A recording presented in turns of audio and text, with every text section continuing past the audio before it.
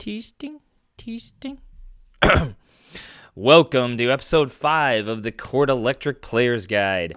This episode is going to be looking at rookies, rookie contracts, the rookie draft, rookie keeping. Now, rookies are a special case that's different from the regular keeper system. So as we looked at last episode, we have our cap, which is approximately $58.7 million. Then for keepers, year to year, you can keep 5 veteran players, up to 5 veteran players, that total no more than the half cap, half of the overall salary cap, $29.3 million. So $29.3 million among those 5 players or less. The rookies, however, rookie contracts, are exempt from both of these limits, which make the rookies more valuable in that way. So rookies do not count for the $29.3 million half cap. They don't count for the 5-player keeper limit. They're outside of both those rules. Now, when I say rookies, I mean literal rookies like Anthony Bennett, just drafted this season by the unnamed. I also mean players that are on rookie contracts that were previously drafted in the rookie draft, either in the first or second round. Harrison Barnes being drafted last season, Terrence Jones or Austin Rivers, Bismack Biyombo being drafted 2 seasons ago, and so they're on the last year of their deal. First round of the rookie draft, of our rookie draft, those picks are for 3-year deals. Second round picks are for 2-year deals, like Austin Rivers here, who was drafted in the second round. So those players are drafted in the actual draft. We've got the rookie thread going on here. You know, of course, these are the picks and how they've gone through their first-year salaries. I just did for convenience. Second-round picks as we went through as well. We've already done the lottery. We've done all those things. The first round, as of this recording, the first round is ending with the 12th overall pick, the end of the first round. And when we draft players in the rookie draft, as I said before, they are signed to 3-year contracts. If we take a look at the auction program under contract values, we can see that this chart is indexed fairly closely to the real NBA rookie scales. We just take 80% of it roughly and estimate it. 80% being a realistic interpretation of the actual rookie draft salaries, because in the real NBA, technically, the teams could offer 80% of the value that is listed. It's just real world, they always offer 120%. It's just how kind of the system worked out, except for weird, cheap teams doing stuff like Memphis a few years ago with a couple of their mid-round picks and things. So 80% still gives us the balance. We felt like rookies were too expensive a few years ago, so we lowered that a bit while still adhering to the real NBA rules. Now, this sheet needs to be updated because we now have 12 teams with expansion, but the rule system is still basically applicable. First-round picks, the first overall pick starts at $3.5 million. It goes down by a certain amount till to the rest of the first round, and then those salaries increase. It's not 10% like regular NBA salaries. It's mapped to the actual rookie scale, and of course that's going to change, go up in time as per the CBA. Now, but for this year, you can see this. So the first overall pick, which this year was Victor Oladipo, was his first season. He'll get a $3.5 million contract. Second year, get $3.7 million contract. And his third year, get a $3.9 million contract. Now, again, keeping rookies does not count for the half cap or the 5-player limit. So, for example, the unnamed has Harrison Barnes, Terrence Jones, Anthony Bennett. He can keep all those players going into the auction and go beyond the 5-player limit. You know, he'll have to deal with some different stuff there. I have my 5 keepers, but then I also have Deion Waters and Anthony Davis. Is it Waiters? I think it's Waiters. I should know the pronunciation of players on my own team. But in any case, you can keep as many of those players as you want. I think last year, the season before, I had like 6 or 7 guys, or maybe even 8. That's why I had to have all those slots. And that's fine. You can have as many of those as you want. Now, their overall salaries, the rookies don't count for that half cap, but they do count for the overall cap that you have of the $58.7 million. So they are certainly more useful than a player of equivalent skill because of the keeper rules about them, but they still ultimately take up, the same amount of salary. Now, good, rookies, got it. So The two other pieces about rookies that make them valuable is that rookie contracts can be cut at any time with no penalty. As we've known from last episode, if you have a veteran player on contract that you want to cut, if I wanted to let go of James Harden or something, I would have to look up, he's in the second year of a 3-year deal, I would have to look up what the amnesty payment, the payout for him would be, which would count against my cap, so there'd be a penalty there. Rookies incur no such penalty, first or second rounders. So if you do cut them in the offseason, it just wipes out that deal altogether.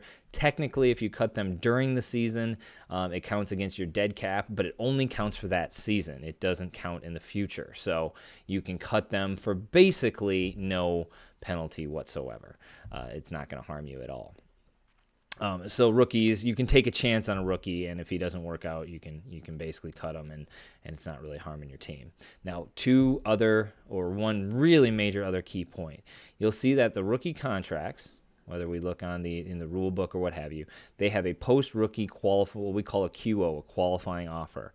This is a want qualifying offer. So what this is in the 4th year of real NBA rookie contracts, the NBA teams, if they choose to re-sign them, they have a minimum offer that they have to give them, and other teams could potentially, sign them. This is what happened with like Nicholas Batum with the Timberwolves and the Blazers recently.